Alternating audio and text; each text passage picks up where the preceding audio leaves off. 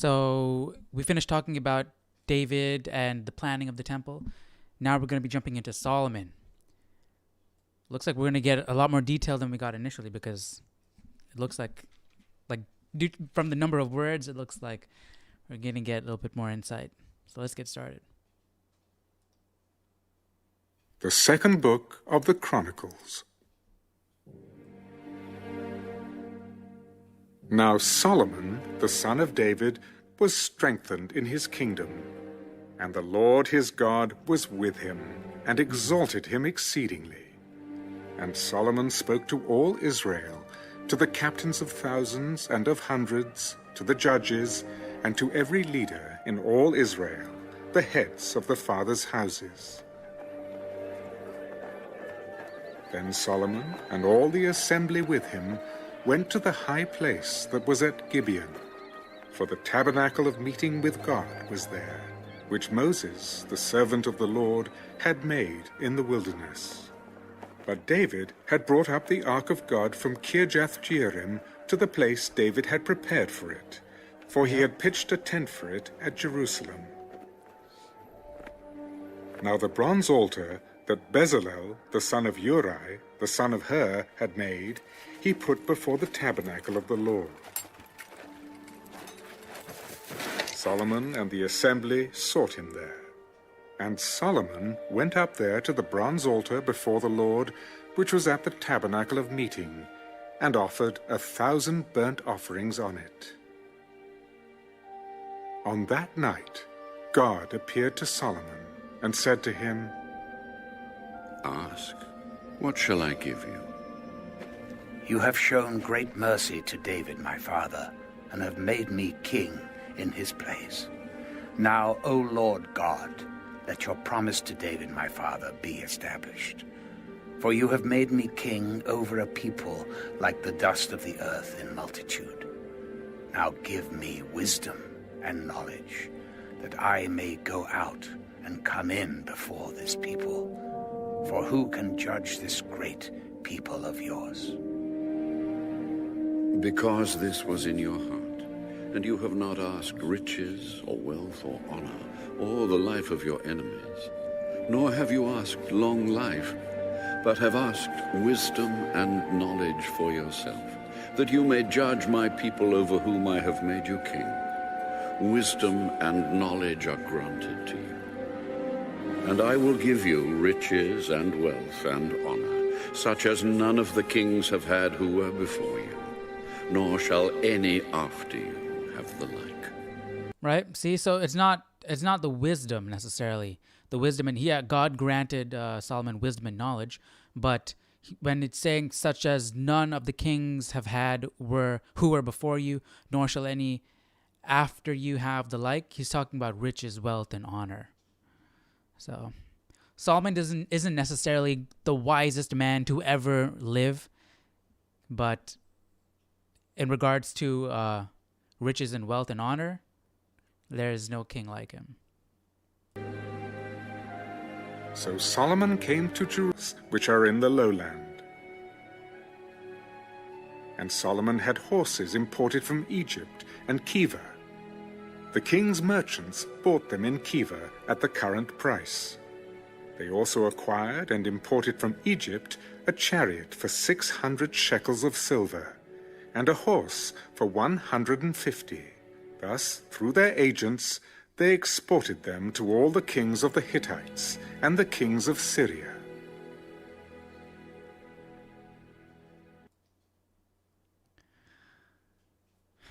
I have a short on my channel talking about that. Then Solomon determined the collecting of the materials and the blueprint for the tabernacle, to build the temple, the temple for the name of the building Lord, of it and all that. And it's royal cool to see. house It's from for a himself. Bible anime. Solomon selected 70,000 men to bear burdens, 80,000 to quarry stone in the mountains, and 3,600 to oversee them. Then Solomon sent to Hiram, king of Tyre. As you have dealt with David my father, and sent him cedars to build himself a house to dwell in, so deal with me. Behold, That's cool that I am building the a temple supplies had already come in the when name David of the was Lord around. my God, to dedicate it to him, to burn before him sweet incense, for the continual showbread, for the burnt offerings morning and evening, on the Sabbaths, on the new moons, and on the set feasts of the Lord our God. This is an ordinance forever to Israel. And the temple which I build will be great, for our God is greater than all gods. But who is able to build him a temple, since heaven and the heaven of heavens cannot contain him? Who am I, then, that I should build him a temple, except to burn sacrifice before him?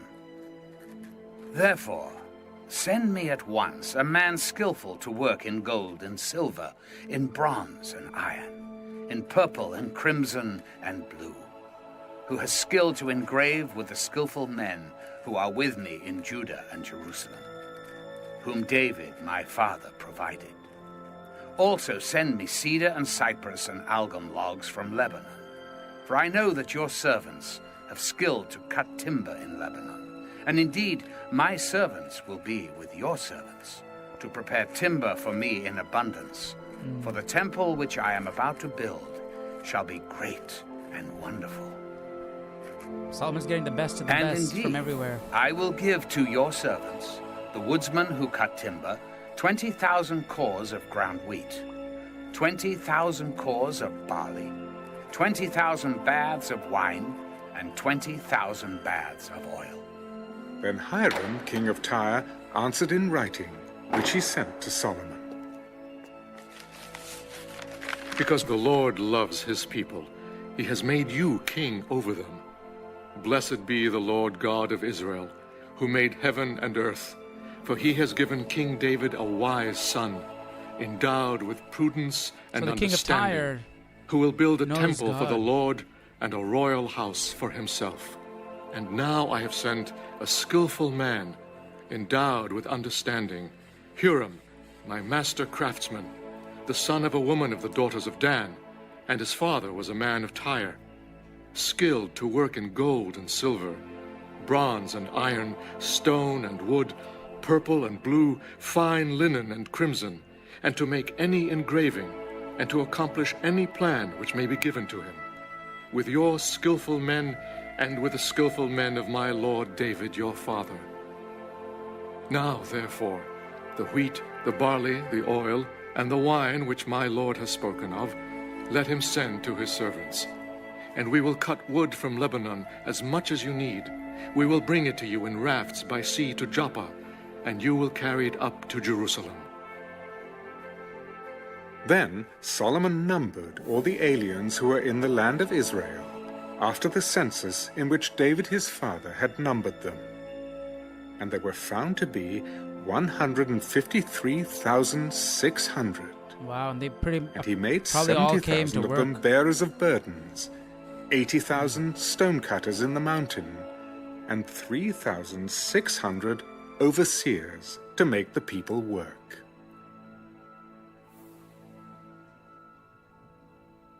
Dum, dum, dum, dum.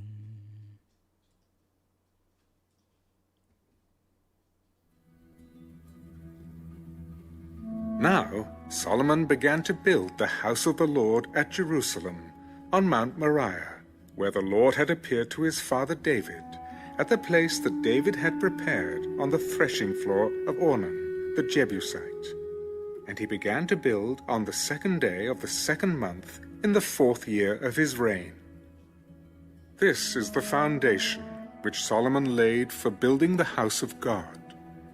The length was 60 cubits, by cubits according to the former measure, and the width 20 cubits. And the vestibule that was in front of the sanctuary was 20 cubits long across the width of the house. We went through And all the of this height trying to figure was out 120. the layout of the temple. He overlaid the inside with pure gold. The larger room he paneled with cypress, which he overlaid with fine gold, and he carved palm trees and chainwork on it. And he decorated the house with precious stones for I can beauty. pull it up, actually. And the gold was gold from Parvaim. He also overlaid the house, the beams and doorposts, its walls and doors, with gold. And he carved cherubim on the walls. And he made the most holy place. Its length was according to the width of the house, 20 cubits, and its width, 20 cubits. He overlaid it with 600 talents of fine gold. The weight of the nails was 50 shekels of gold, and he overlaid the upper area with gold. In the most holy place he made 2 cherubim fashioned by carving, and overlaid them with gold. The wings of the cherubim were 20 cubits in overall length. One wing of the one cherub was 5 cubits, touching the wall of the room, and the other wing was 5 cubits, touching the wing of the other cherub. One wing of the other cherub was 5 cubits, touching the wall of the room, and the other wing also was 5 cubits, touching the wing of the other cherub. The wings of these cherubim spanned 20 cubits overall. They stood on their feet, and they faced inward. And he made the veil of blue, purple, crimson, and fine linen, and wove cherubim into it. Also he made in front of the temple 2 pillars, 35 cubits high. And the capital that was on top of each of them was 5 cubits. He made wreaths of chainwork, as in the inner sanctuary, and put them on top of the pillars. And he made 100 pomegranates, and put them on the wreaths of the chainwork. Then he set up the pillars before the temple, one on the right hand and the other on the left. He called the name of the one on the right hand Jacob, and the name of the one on the left Boaz.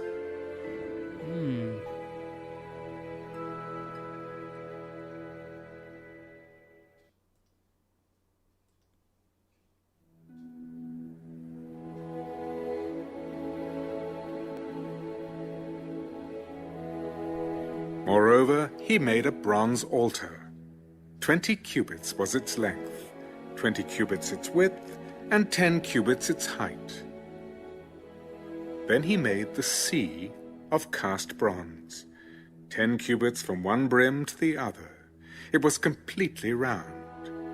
Its height was 5 cubits, and a line of 30 cubits measured its circumference. And under it was the likeness of oxen, encircling it all around, 10 to a cubit, all the way around the sea. The oxen were cast in 2 rows when it was cast. It stood on 12 oxen, 3 looking toward the north, 3 looking toward the west, 3 looking toward the south, sea, right? and 3 looking toward the east. The sea was set upon them, and all their back parts pointed inward. It was a handbreadth thick, and its brim was shaped like the brim of a cup, like a lily blossom.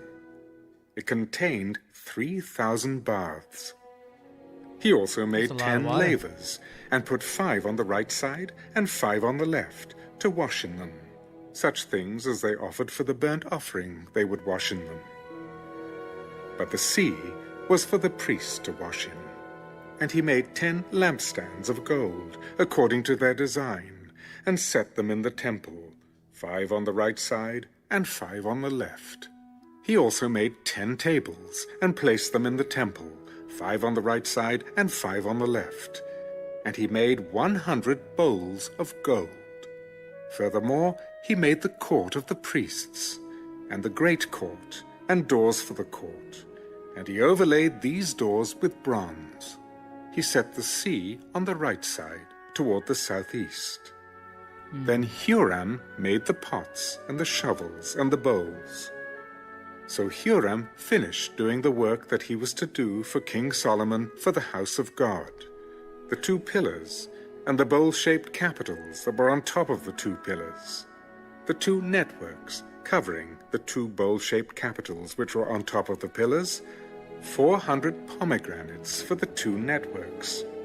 We know what those rows of pomegranates are. It's not for actually each network pomegranates. to cover the 2 bowl-shaped capitals that were on the pillars.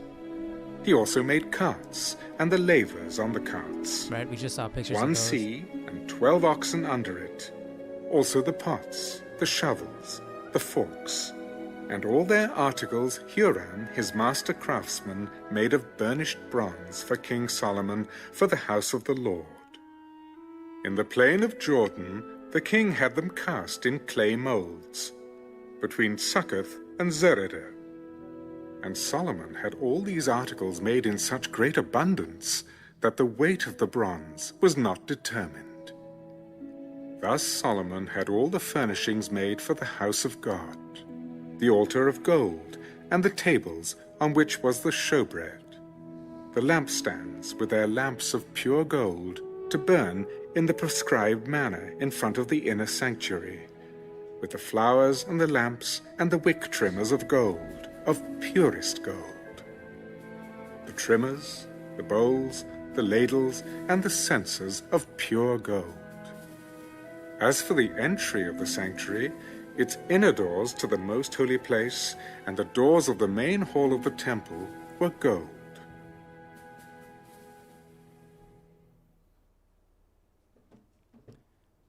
That was fast.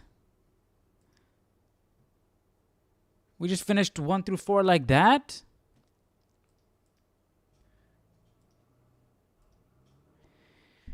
Okay. Well, I mean, see, the reason why we finished it so fast is because we already went through this. We already went through the building of Solomon's temple. And so, like, all the things that we looked into, it's like we already looked into, you know? So we already understand it. So if you guys have any questions about this, go back and check our original reading on the building of Solomon's temple. Yeah, so okay, so that makes it cool. So that makes like this experience coming back and doing this recap is really nice because we are coming in with knowledge, right? We already understand things, and so we can start to appreciate other things, right? And we can focus on the added things that we find, like you know, that God had given God had already worked with David about this regarding the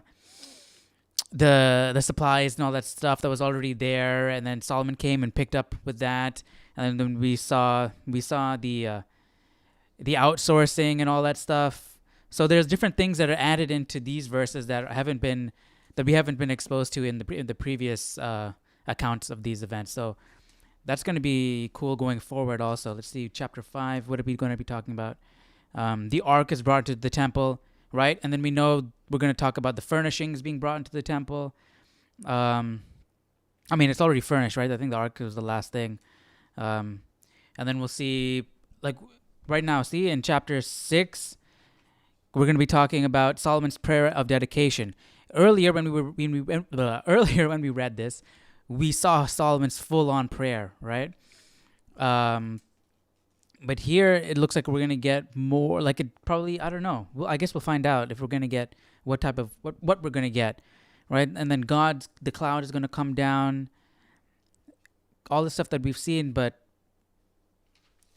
we're gonna get.